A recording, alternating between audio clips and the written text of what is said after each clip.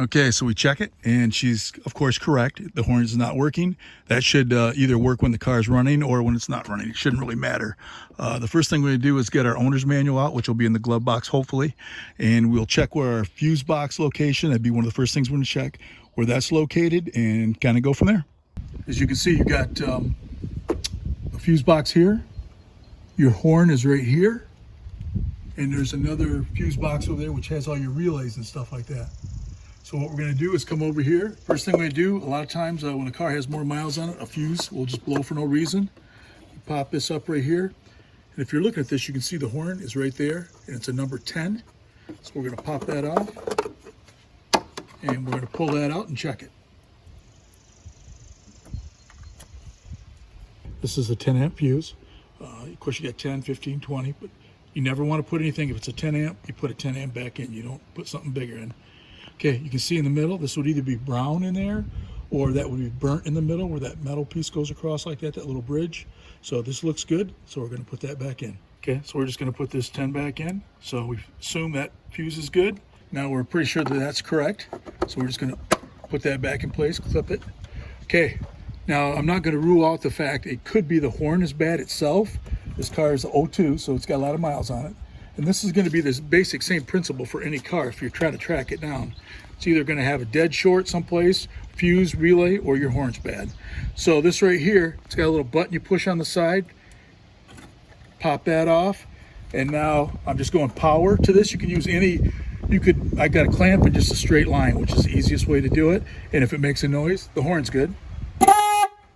So our horn's good. Next thing we do is check the relays. A lot of times your fuses, and your relays and that can be under the hood, or they can be inside the car, either on the passenger side or the driver's side.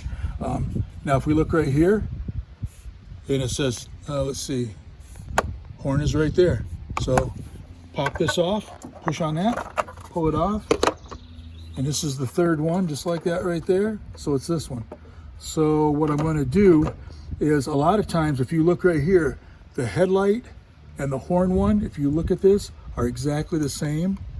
And it's got to be exactly the same. If it's not, you can't, it won't work. But if they're exactly the same, you can just switch them and see if that all of a sudden starts to work. Now you got to get a small screwdriver in there, push on, and pull that straight up. And you can see right here how that just pushes in like that. So it's a little pain to get at, but not too bad. And just pull that one out. So I did the same thing on this. And pop this out by pushing that. And you can see they're both exactly the same. So I'm just going to switch them and put them in. And this is for my headlight, so then my headlight won't work, but at least I'll know that's it without purchasing it. These are only $15, but it's an easy test on it. So I switch that one, clip that one in, and now I just gotta push on the horn real quick. So I switch those two without purchasing anything. Now you can just test it. Okay, now your horn's working. So now I know my relay's bad, so I can just go to Napa, Advance, AutoZone, whatever, and purchase one and put one in there, and that should take care of the problem.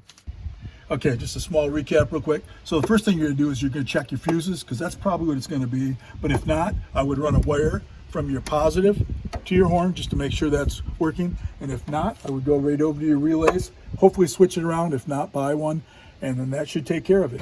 And that should be 3 potential ways of fixing your horn if it's not working on your vehicle.